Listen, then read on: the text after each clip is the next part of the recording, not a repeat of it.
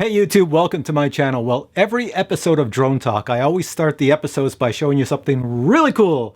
And in this episode, I'm going to show you all the snow in my area and what kind of machinery they use to get rid of it. So check this out. This is a giant snowblower driving down my street, clearing the sidewalks. Yes, the sidewalks. Because so much snow piles up from the snow plows, pushing it to the side of the road that you can no longer walk on the sidewalk. So look at this thing. It's just a big snowblower going down the street. And if you stuck your finger, foot, arm, or leg in there, well, consider them gone. So if you live in my neck of the woods, this is pretty much a daily occurrence. So let's get on with Drone Talk, episode 5.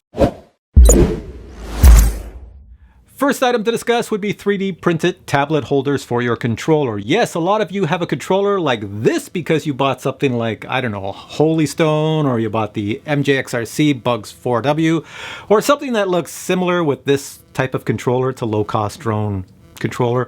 Anyways, you all want to stick your iPad mini or something bigger on this, and you can't because it only has space right here for your cell phone. That's it. So there's a guy who is a viewer on this channel. His name is Dale. He has a site on eBay over, I think it's in Europe, and he sells 3D printed tablet holders for all types of controllers. He just makes them and then sells them dirt cheap. You'll see, I'll put a link below, you can check him out. So let's say you had this controller and you wanted to put an iPad mini on it, you would do this. You get this 3D printed item and you put it on your controller like this. And there you go, you can put an iPad mini in it if you want. That's not an iPad mini because I don't own one. My wife does and she took it to work, so I have nothing to show you, but this is about the same size. And if you take a look here, I'm gonna yank it upwards. Look at that, I could fit something larger in there if I want. So contact Dale, link is below. Find out all about these if you need one. Oh, just in case I forgot to mention, he makes them for other controllers as well. So yeah, just contact him at the link below. Next, we have DJI, who unfortunately are having a very bad start to the year 2020. Do you remember in the year 2019, in the month of October, when the United States government said, hey, DJI, all of your drones are restricted and pretty much grounded because, well, we think you might be spying on us. So now in January of 2020, the US government basically said, DJI, no more drones by you in the United States government. And DJI put out a press release saying, we are extremely disappointed by the US Department of the Interior order released today, which inappropriately treats a technology's country of origin as a litmus test for its performance, security, and reliability. In plain English, that means that because your product comes from China, well, you're a security risk. I could just see dinner at the White House tonight. Mr. President, you ordered the Chinese egg rolls. I'm sorry, those are off the menu. Security risk.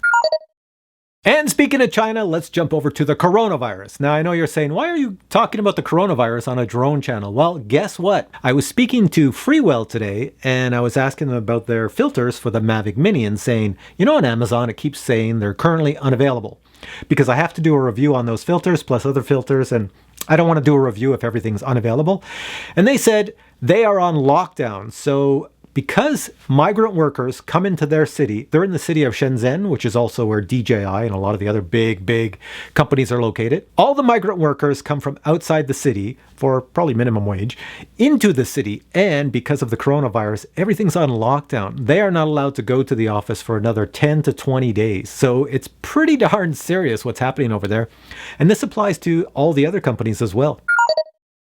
So the Autel EVO 2 8K is delayed. There's no mention of the Autel EVO 6K, but you can guess that if the 8K is delayed, the 6K is well pushed way back, and then anything after that, the thermal one, even farther back. If you have your little Autel EVO 1, keep flying it because you might be using this for about 3 or 4 more months before you get your 8K version. Now, I do like the fact that Autel's up front and they announced they have a problem so that if you're sitting there waiting for the drone to come, you don't start getting angry. It's going to take quite a while before the Autel EVO 2 even hits market now, because just in their text alone in this little thing, they kind of allude to it. They didn't want to give you the dire situation, but they sort of set you up for it. Like, here, let me just read this. So it says, we found a bug in our software that could limit flight performance under normal operation. Instead of shipping the hardware with a known issue and forcing users to perform day one updates, we have decided to delay the rest of the production and shipments until we resolve the issue. So that means, as I mentioned, the 6K, the thermal, all delayed. Our projected timeline is to have EVO 2 available for purchase in March. However, this is not a set date or time frame, and things can always change. Which they will. So in my infinite limited wisdom, the problem is not really software. The outcome is software. The problem is hardware. In other words, they found a hardware problem that requires that all the units they built and they were going to get to the dealers by the end of January. They probably have a warehouse full of them. They have to take them all out of the box, and they all need a new component, a replacement of a component as well. They have to start building new models with the new component. And that is always, when you retool and do everything, that's like about a 3-month timeline, and I think that's what's happening here. Now, a caveat. That is just my opinion, my guess. I could be totally wrong, but anytime a company says we found a software bug and we don't want to burden you with an update on day one, ooh, that is on shaky ground, because that's exactly what all companies do. DJI puts out a new drone every year, multiple times a year in some cases, and every time you get the new drone, there's always a glitch, and within 1 week, 2 weeks, after launch, you get your first firmware update. Sometimes, as soon as you receive the product, you have to do a firmware update. So it's very common that that's the case. Next topic is the Skydio 2. Now, a lot of you want me to make more videos with the Skydio 2, and I will. They'll be coming up in the future. I went to make one about a week ago, and I was going to show the difference of using your phone, the beacon, and the controller, because a lot of people keep asking me, I'm going to buy the Skydio 2, and yeah, what should I get? Should I just spend the $999 and just use my phone, or do I need the beacon or the controller? I'm probably one of the best guys to ask that question too, because I don't drive an ATV, I don't drive a snowmobile, I don't downhill ski at the moment. It's not summertime here, so I'm not on a skateboard, I'm not on a mountain bike, a dirt bike.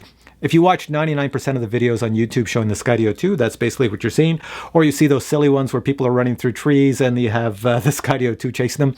They're doing that because this thing is pretty cool and it can do that. But that's just to show the obstacle avoidance.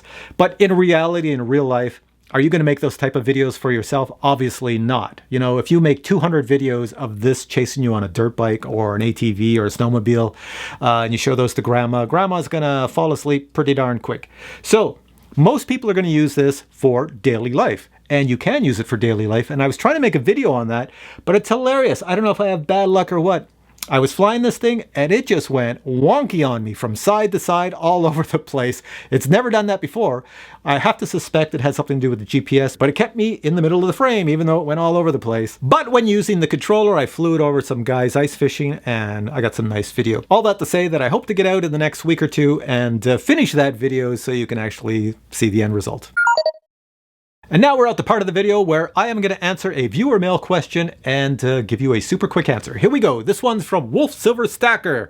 He or she, I'll say he, writes, question, do you get most of your drones free for review? The answer is no, I do not. I get next to nothing free for review. I'll explain this really quick and maybe in the future I'll do an entire video on it. Here's what happens. Every day I get an email from a company. I could get 1 company, 2 companies, 3 companies. They will ask me if I'd like to review a product. Product could be a drone related, could be tech related, could be software related. I take a look at their product and I decide yes or no. 9 times out of 10, I say nope, not reviewing it. A lot of times the product is nothing I'm interested in. If I'm not interested in it, I'm not going to be interested to review it. And if I'm not interested to review it, you guys aren't going to be that interested to watch it. So out of the few products that I say, yes, send them to me, those are usually low-cost drones or a few other items. And those products, when they're sent to me, they always come by some sort of shipping service like FedEx, UPS, DHL, whatever. And guess what? There's always a customs charge that I have to pay. So nothing is for free.